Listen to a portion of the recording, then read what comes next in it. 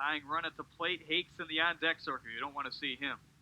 The 1-2 on the ground, second base side. Doki will charge, flip across his body. The slide doesn't matter. The Crusaders are on top of the WAC for the first time since 2008. Well, a lot to get to here today. We have an interesting guest on once again, but if you missed the last episode with new Chicago Bulls TV play-by-play announcer and new Fox Sports employee Adam Amin, you missed a good one. It was a comprehensive sports discussion. We talked some MLB and NBA. Also brought up The Last Dance, obviously, as the new Bulls man starting next year. Adam grew up a Bulls fan. He grew up watching Michael Jordan. So with all the Last Dance talk, we asked him, do you think there's any person in sports right now that could cross over to another sport? Here's what he had to say. I would love to see Zdeno Chara play basketball. I think, he's one of the tallest guys playing defenseman. He's one of the tallest ever defensemen in NHL history. So, welcome to the 13th episode of the Media's Input. I'm your host, James A. Paxson. To check out this interview and previous interviews, go to the YouTube channel, James Paxson. Our previous interview was with Lizzie Casella, who is a producer over at TV 17 in Decatur, Illinois. Now we go a little closer to home with the play-by-play broadcaster of the Detroit Mercy Titans, the Michigan Stars Football Club, and he does a podcast in the absence of sports. Mr. Jeremy Otto, how are we doing, sir? Great to be here. Thanks for asking me. Always nice to connect with some fellow podcasters as well.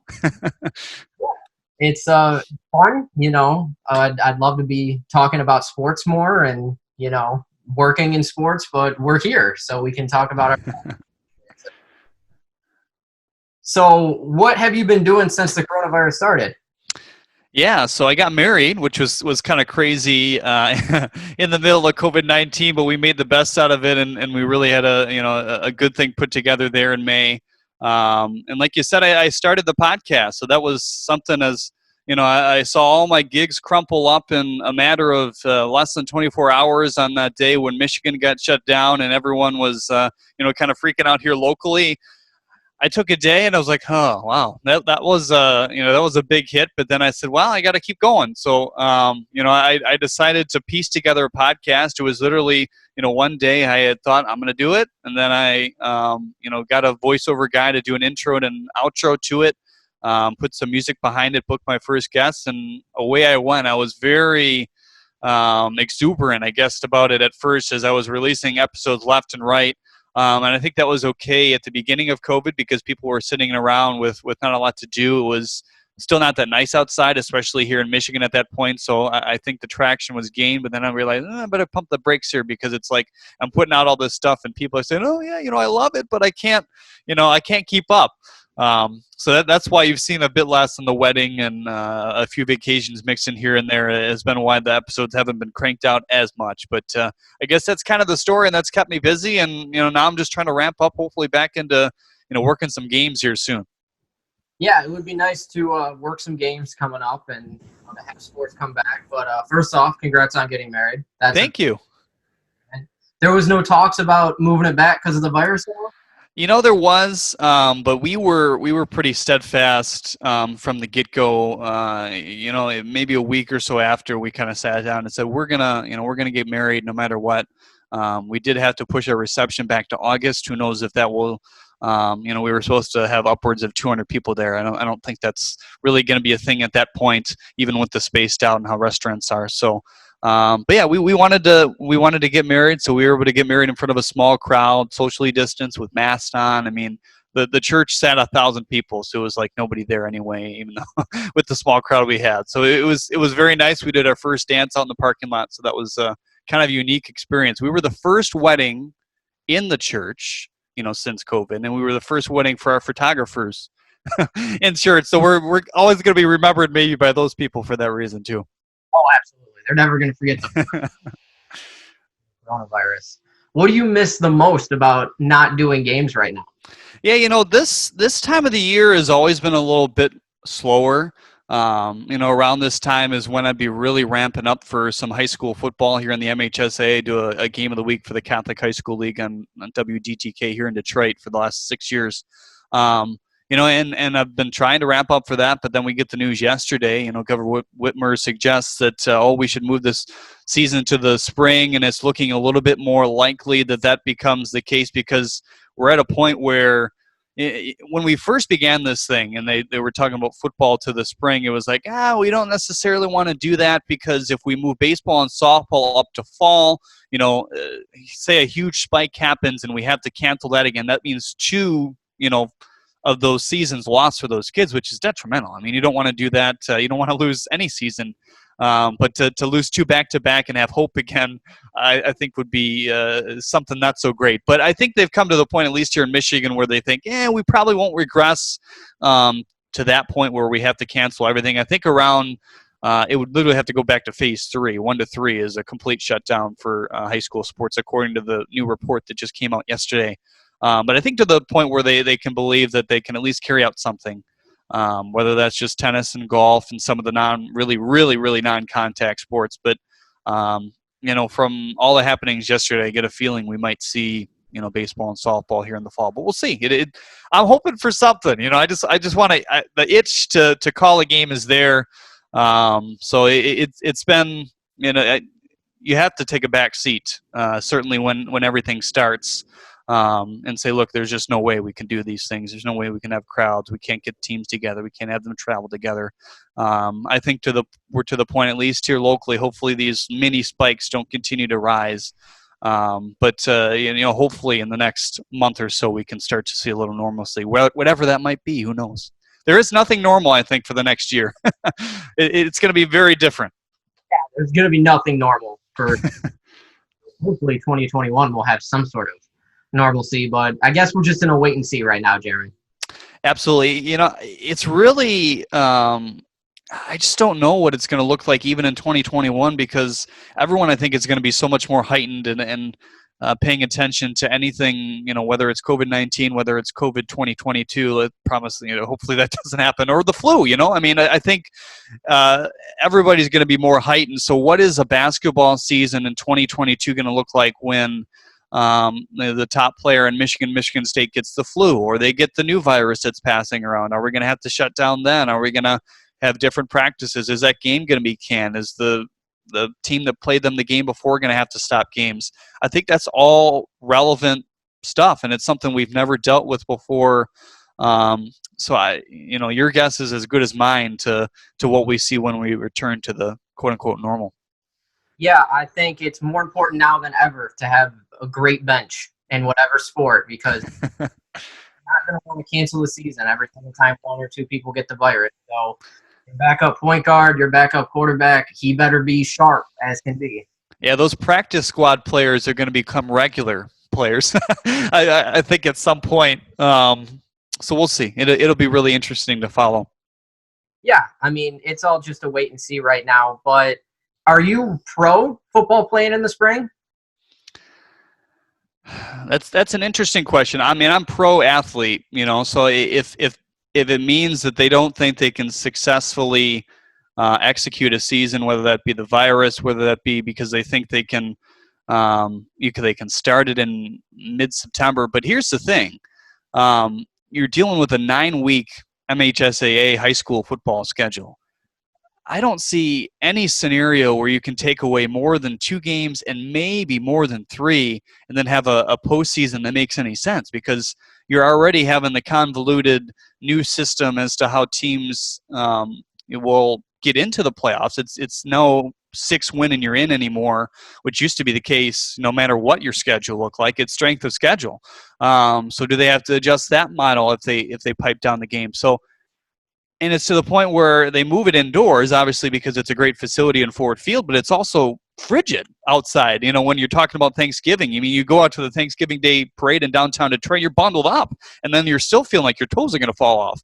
So to say that you're going to start it later and still play 9 games, regular season, 5 games play, that's not possible. But to say that you're going to cut down on the season really isn't that possible unless you start eliminating playoff games then, which I'm not sure you want to do either. So it's a complicated situation. So my gut would be say, yeah, hey, if spring is what it needs to be for the variety of reasons, according to the plan, let's do it. But I just worry about the next season then, because then you're talking about, literally the state championship happens right around now. I mean, this is or a couple weeks before now. And then you're going to ramp up and play football in the fall again, because you're not going to permanently move high school football to the spring. At least I hope not, because then that, it takes away from the whole aura of, fall, crisp weather. We're seeing high school football on a Friday. We're going to college football on Saturday, pro football on Sunday. I think there's a nice, feel to that, certainly around here. And, some of the bigger states like Texas that, the hotbeds of high school football and college football. But, so will we see that, and then what will happen with that next season? I mean, I've heard from decent people in the know that, we would, shut down everything in July if that was the case, and part of August. But then is there issues with, they're going to have to do studies like, with all the CT stuff in football and how that affects, players. Do they need the full 6-7 months off of pads, in between a season? So I think there's so many objects that go into that. Can you play in the spring? Yes, but I think the fall after is going to be the more complicated part of it. Talk to me about your beginning stages of being a sports broadcaster, whether it was something that made you become a broadcaster as a kid, something in high school, and talk about your educational and professional history to get you to now. Yeah, it's funny because some people look at me and say, "What in the world, Jeremy? You were such a shy kid. I never expected you to do this." I remember back in 7th grade at St. Joan of Arc Middle School in St. Clair Shores, where I went preschool to 8th grade. I did the student-teacher volleyball game on PA, and that was my first broadcast. And then by 8th grade, I was, in the student council, so I was doing announcements over the PA. So that's where, the general interest came, and I remember starting mimicking George Blaha in the stands at Pistons games and stuff like that. So, but when it came to actually calling games, it was my freshman year of high school. UD Jesuit, I went to down in Detroit, out of the Catholic High School League.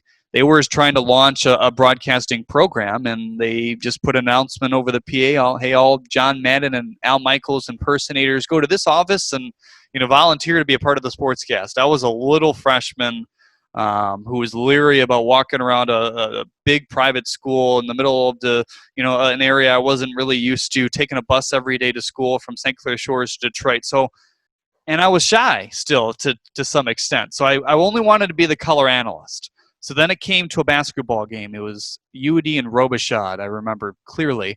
And I was going to work the game in some capacity, but then 2 seniors who were supposed to do play-by-play didn't show up. So guess who was the play-by-play announcer? It was me. It was like, oh. So that was kind of pushed into it. But then, I grew to love it at that point, and it just kind of developed from there. I did some stuff, I did 60 to 80 games while I was in high school every 4 years. I went to a couple small universities, and Marygrove College now closed, but Madonna University is still around. And kind of helped establish their broadcast programs. And I got to know people at Detroit Mercy during that time, from the, the schools are literally less than a mile apart. They used to be together at one point in terms of the high school and the college. I did some games there when UD was making their really nice runs with Cassius Winston and the bunch to the state finals, and finally culminating to that state championship after I left. But I got to know the people there. Dan Dickerson was leaving the TV job. I was interning with the Tigers at that point, and it just, I kind of slid right in, and there you go. I'm entering my 3rd year as the TV voice of the Titans here. So it's been a really fun journey. There's a lot of work, as that goes into all this thing, and even right now, I'm just trying to find ways to work. You know what I mean? The podcast has been one. I'm not physically making money off that, but you have to be very innovative, I guess, to survive in today's world and broadcasting in general. So I've tried to be that way and try to keep on my toes and keep reminding myself I'm not that good, so I can keep getting better. Who has helped you the most in this career? Yeah, there's been so many people. When I was in high school, certainly Tom Langle and Ken Kolb of the Student Broadcast Foundation kind of helped elevate me to the next level and get some little college gigs. Sean Belesian has been great to me. He's a veteran, around Michigan, really. I mean, he had a show in Grand Rapids for a while. He was going head-to-head with Mike Valeni on WDFN when they were battling for ratings with 97.1 The Ticket. And he, from an early stage, so when I was a sophomore in college, I started working the game of the week for the Catholic High School League. And he, helped me through that, helped me kind of navigate through the business. And then when I worked for the Tigers, Dan Dickerson, I worked with him every day in the radio booth. He's also been instrumental to, listening to my stuff. Both him and Sean will, listen to my stuff, give me critiques, give me leads on jobs, say, hey, this is what you should go after. This is what you need to improve on. So those two guys, along with a lot of other guys, along the way that I've kept in contact with, and even some lately that I've been able to meet for the first time digitally through the podcast has been outstanding. So it takes a lot, I guess, to succeed in an industry like this. Networking, as you know, is a huge part. So anyone looking to get into it, talk to as many people as you can, and sometimes that leads to a job. Doesn't mean it's right in front of you now, but if you make a good impression on somebody, 5 years ago, and then that gig opens up, yeah, I know him, or I know somebody that knows him. That's so much of what this industry is. How hard is it to turn down some opportunities? Because you're someone who's a soccer broadcaster, basketball broadcaster. You do a lot of different work. When do you decide to turn something down? Most of the time, it's when it conflicts with something else. I mean, as a freelancer, I pick up so many things, and that's something that I'm continually working on even now to try to see what the next step in my year is going to be, just because it's going to be so weird, as we kind of already talked about, and who knows what it's actually going to be in terms of games. But I'm hoping that for our industry, it becomes even more important. Because if you have no fans in the stands, the streaming, I think, is going to explode even more than it has. Maybe the digital TV type of stuff that you see, ESPN Plus and more online-based things, will explode a little bit more. I forgot the question. What did you ask me? I'm sorry. I was asking how hard it is to turn some gigs down. Oh, that's right. Okay. But yeah, it's certainly hard. I mean, and certainly I view myself as somebody still up and coming in the industry. I feel very lucky for what I've been able to accomplish and do at a young age. But, I'm still the mindset of a gig comes in front of me, I'm going to take it unless there's, a big roadblock ahead of me for any reason. So if that means traveling, an hour or two to do a game, so be it. But yeah, for the most part, I don't try to decline gigs. And I've had recently, so Gmail, if you're watching this, please fix it. I had several big gigs contact me for at least an interview, and it went to my spam. So that feels the worst. So there's a couple times, like months later, I'll go and look at the spam. And now it's a regular ordeal. Once a week, Jeremy, go check your spam because there might be something there. But I have missed out on a couple interviews, and they've hired, and they even followed up with me because I didn't see it. So that stung the most, though, I think, out of any of them. Do you remember one of your worst ever broadcasts so far? One that you don't even like to remember that you did? I think you always have broadcasts where you're like, yeah, that broadcasting is so weird, because I think a lot of us are our worst critics. I mean, certainly you have to have tough skin. You have people all the time telling you, oh yeah, I love him, or I hate you, or you're okay, or or this guy should be out of here. He's been in here too long, or he sounds boring, or he's too excited, or he's too loud. So I think that's the number one thing you have to learn to just push all those things to the side. Certainly gather the input the professionals give you, and maybe gather some of what your fan base says too, because you're appealing to them ultimately. I mean, you're there because of the fans and because they're watching you. But I guess just formulating, a plan for what you do there is one of the more important things. And I forgot the question again. I just keep rambling here. What am I doing? I was asking one of your worst ever broadcast. My worst ever broadcast, yes.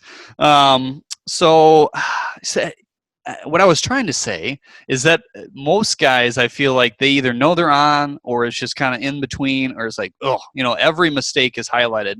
But what you have to remind yourself is that the majority of your mistakes that you view because you're in it and you pronounce that word wrong, you pronounce that player wrong, and you really didn't nail that call, the majority of the people don't even hear it. So you could think you're having the worst night when the majority, if you're a pro in the business, you're probably not having that bad of a night. You know what I mean? So nothing really sticks out the worst, and it's happened a couple times, and you got to remember this, and certainly early on in your career, the mic is always hot, whether you think it is or not. So sometimes you'll talk over, and I've never said anything crazy, but but you're like, oh, you talk over the break and something, and you're not muted, and you never know what is being said. But that's, I guess, rule 101 is never say anything that you wouldn't want to go out over the air. So yeah, I don't think I really have a worse one, but I certainly kick myself sometimes too much, after calls, or I didn't think I did as good, but that's the nature of who I am, and I think who a lot are in this business. What is the most important thing you've learned since being the Detroit Titans broadcaster? Yeah, I think preparation has always been a big part of what I do. But being Detroit Mercy's TV voice, I think, is really brought to the forefront, because I don't know how people realize this. I mean, everybody talks about analytics in baseball, right? But there's analytics and then some for college basketball. There's a site called KenPom that's very popular. They do rankings and they do predictions in terms of who's going to win this game. But they have everything broken down. Basketball Reference does the same, just like Baseball Reference does. So they did a really good job with analytics. Now the problem with that is the average fan doesn't understand, what free throw rate is, or what effective field goal percentage is, or what win percentage is. Win percentage gauges an estimate of how many wins Antoine Davis of Detroit Mercy gives his team, or Cassius Winston gave Michigan State last week. It's an interesting stat. Go look at it. But things like that. So you have to kind of break it down. So you use stats and you use information like that as a backup for maybe something a coach says. So you talk to Mike Davis, or you talk to Tom Izzo, and he says, yeah, Cash is really struggling from 3 of the last 4 games. Then you go and look at the numbers, or you go and look at his 2s and see how those compare to 3s. So I think really just diving into the facets of the game is something I didn't do fully until I got there, and that's half because you have so many resources at the D1 and pro level. I mean, you have a 30-page packet getting handed to you, and you have to digest, probably 2 or 3 interesting things in there to bring to the broadcast, and maybe even if you identify those don't make it. So the meticulous way of preparing is certainly something that I've shaped there, and certainly working with a great analyst like Earl Curitan, and talking to him before games, seeing what he sees in practice, seeing what he thinks, seeing what he sees in his prep as well, because he watches games beforehand of other teams. So I guess those 2 things stick out, and working with the head coach, because as a TV broadcaster, I have access to the home coach every game. I go and see him in person 2 or 3 hours before the game, and then I talk to the visiting coach as well, usually on the phone 2 or 3 days before the game, and that's something radio doesn't have. So that's always a nice resource. So finding ways to shape questions and figure out questions that they'll want to answer, and all that is challenging at times. You've mentioned Cassius Winston a couple times in here. What impact do you think he could have in the NBA? I think it speaks for somebody that, number one, has high character. There's no better person in college basketball than Cassius Winston. And I know that firsthand. I mean, you look at somebody who was so highly touted in high school, and he had such a level head about it. He never got to it. And you look at the person he is now, and he's no different. So I think that's number one, and some excuse me, something that will stick out to NBA organizations and everybody around NBA basketball, is that he's a great person. He'll be a great ambassador for the game if he makes it big. And number 2, he's a good passer. How many pass first guys do you really see that can also shoot the basketball in the NBA? I think that's a big thing. I think a good comparison of Cassius Winston potentially would be Chris Paul. And I think he shoots very well, and Cassius could be a good leader, and he could be someone who's a great point guard, but not necessarily averages 10 points a game. Yeah, no doubt. And anytime you have a guy who's not necessarily oversized, I mean, Cassius is, barely 6 feet tall if he is actually listed that. Chris Paul, similar size. I think that's a good thing. And anytime you have maybe somebody you can model off of, or kind of shape your game off of, that's never a bad thing going from college to pro. So as the Michigan Stars broadcaster, how do you think soccer will end up gaining popularity in the United States? It's one of the most popular sports in the world, but do you think it will continue to grow at the lower level or professional level in the United States? Yeah, it's funny because you look at athletes, and a lot of athletes were based in soccer, to begin things, and it's weird that soccer hasn't taken off a little bit more than it has here in the United States. I think it's starting to gain traction. I think there's been a lot of buzz around the women's U.S. team, certainly because they've been so good, and I think there's a lot of people hoping the men's team will start to make some rallies that the women's team has as well. But you look at a place like Seattle. I mean, they fill up the same arena, the same stadium that the Seahawks play in. You look at some of the other MLS markets. I think there's continually growing presence. You look like at a team like Detroit City FC that plays out of Hamtramck here. They regularly get tens of thousands of fans to show up to a stadium that they've continually built up and kind of bought from the ground up. So I think it's going to continue to grow. I think there's going to have to be that traction, certainly on the United States side and dedication to it professionally. And, the interest has to peak from an international perspective, I think, because MLS is still, not viewed as that high level as certainly some of the foreign leagues are. So I think you have to get fans that have an appreciation from not only what's your stateside, but what's, international as well. You're a big baseball guy, and since the season has gone from 60 games, from 162 games, of course the number of games is different, but what's one of the biggest differences you're going to see in the game since they've cut the season down? Well, I think the DH is huge. I mean, it takes a lot of strategy away from NL teams and just teams in general and how things are going to be constructed. Certainly extra innings is going to create some interesting mindsets. I really don't know how that's going to change strategy, and maybe it changes how you put in a pitcher at a certain point or where you use a pinch hitter.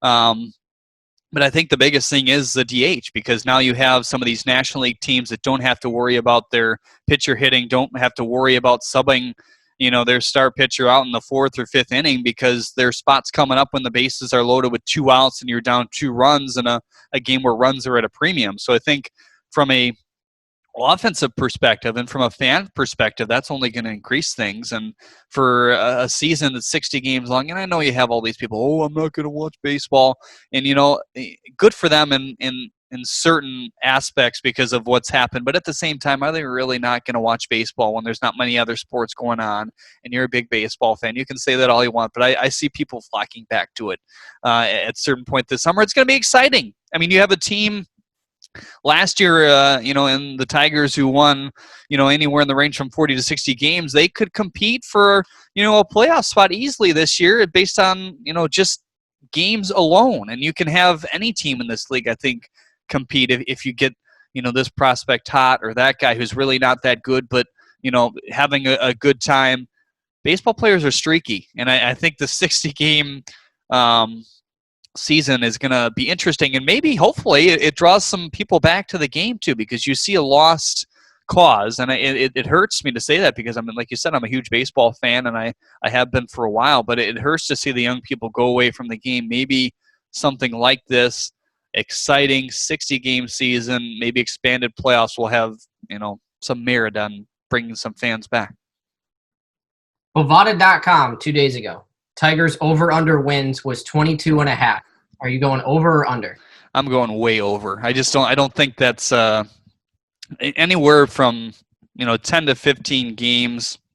Maybe I'm crazy in saying that, but I think just to say they're going to win 22 games and to say that some of these prospects, if they come up and off the taxi squad and perform well, they're going to be hungry. They're going to want to prove themselves. So there's going to be some nervousness to. But think about it. These guys are not only fighting for their lives on the major league roster, but they're fighting for their lives overall because there's no minor leagues to speak of right now. I mean, you're going to have, guys on the edge of their career or guys who have always been that utility guy. Is he going to make the roster? Is he not? Is he going to start at AAA? Is that catcher going to make the roster? Those guys are going to be extra hungry, which could play in good or bad, I guess, for them. But I feel like the majority of those predictions should be a little higher than they are for any team, throughout Major League Baseball. And that's not to say that, the best team could tank. That maybe the best team doesn't make the playoffs. Look at the Red Sox and the Yankees over the last 10 years. I mean, they've had such great rosters, but sometimes they just don't gel together. So what happens if you go on a 10-loss in 15-game stretch and you're the best team? You might not recover. So that might, shoe in a team like the Tigers or the Royals or somebody like that who hasn't competed and has some young and hungry guys. So I'm not going to guarantee they they get 33 wins or whatever above 22, but I don't feel that's is totally predictable to certain standards that we've seen in the past. If that makes any sense. Yeah, absolutely. And kind of off the top of your head here, who's the Tiger with the most improved this season? The most improved Tiger. I think I think there's just there's going to be a lot of buzz around Torkelson and what happens there. I think there's some minor excitement for Miguel Cabrera and what he might be able to do as well. It's a guy who hit over 300 for the first time in a little bit last year, and they're feeling that he's healthy and maybe slimmed down a little bit. I know that's the prototypical, he's in the best shape of his life type of deal. I don't think that's the case with Miguel, but I think he could have a good year in a shortened, campaign like this, and maybe you're able to give him, a day off a week or every other week to shorten the spells. I'm intrigued to see if Fulmer can stay healthy. I think that's a piece that in a shortened season could do well. And I think the biggest story is to watch these pitchers, though, because when you have them, ramp up and work out throughout an off season and then ramp up again for a spring training that gets halted and then ramp up again and whatever they've been doing in between for another spring training. I mean, they're saying guys are only going to go 2-3 innings to begin. That's why they have this expanded 30-man roster to begin things. So I think it's going to be really intriguing to see what all these guys do and see who peaks. But you could have, I guarantee, out of the 30-plus teams you have in Major League Baseball, you're going to have some one-hit wonders here, right? Whether that's on the Tigers, whether that's on the Royals, whether that's on even a competitive team, you're going to have a guy that, he was, the baseball player of the pandemic who hit 330, hit 40 bombs, maybe not 40, but that'd be crazy. But relative to the season.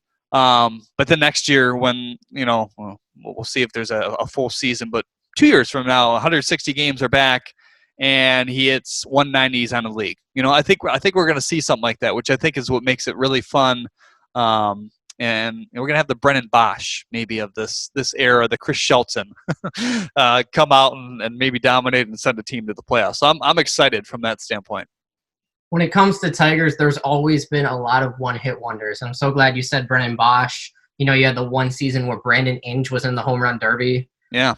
Most of the Detroit Tigers, there's always one-hit wonder guys, and hopefully. There was a stretch for about 3 or 4 years ago where I used to, kid with some of my buddies working in sports information in Marigrove and Medina. I can name you some random Tigers who you probably don't even remember. It's fun to kind of go back and look at some of those guys. Cleet Thomas, you remember him? Used to look at his bat all the time. He stood absolutely still. So I can name you some of those the most random guys. And my favorite Tiger is Placido Polanco, just because I don't think we have somebody in our era like him. Used to choke up on the bat, used to make contact, used to be great in the field. I think we need more guys like that rather than focusing on the launch angles, and the home runs are great, and that's certainly what the buzz of Major League Baseball is now. But if we have a few more of those in a stretch like this, I think it would make a difference. What future episodes are going to be on the podcast? You got any interesting interviews coming up? Yeah, so I don't have anything booked right now. It's a little tough. I just came back from a little mini vacation up north, and it's been a little tough to book around the 4th of July holiday, so I'm not sure if I'm going to release one before the 4th of July. But I'm looking at some options. So I'm looking at some high school stuff. Maybe it's a high school baseball coach, high school football. Certainly diving into some Major League Baseball over the next couple of weeks. I'm wondering how, my booking process is going to go because, something that I really, flourished off of in this pandemic was people laying around being, not so busy. So you try to book somebody from Major League Baseball and it's like, a game every day again. It's hard to do it, but I'm working on some maybe prospects within the major leagues and, looking at all options. I try to stay as relevant as possible. So if a story comes out Monday, I try to, let's try to book somebody because of that Wednesday and get it out there really quick, just so it's fresh, relevant, and I can ask them questions that's not based off, what do you think's going to happen, or that kind of thing. So I like to work in that direction. I haven't completely nailed down what I'm doing next, but several ideas floating out there, I guess. Where can people follow you on social media and hear the podcast? Yeah, so you can follow me on Twitter at Jeremy Otto PXP for play-by-play. So that's at JeremyOtto PXP. You can find the podcast on Apple Podcast and SoundCloud. And then the podcast also has some social media accounts at Absence of Sports on Twitter, and then In the Absence of Sports on Facebook as well. All right. Thank you very much, Jeremy. To check Absolutely. out and previous interviews, go to the YouTube channel, James Paxson. And as always, thank you to the guest, Mr. Jeremy Otto. Absolutely. Great to be here. Certainly let me know if you want to follow up at some point in the months down the road. And hopefully at that point, we'll be talking about some more sports happening, not potentially happening at that point.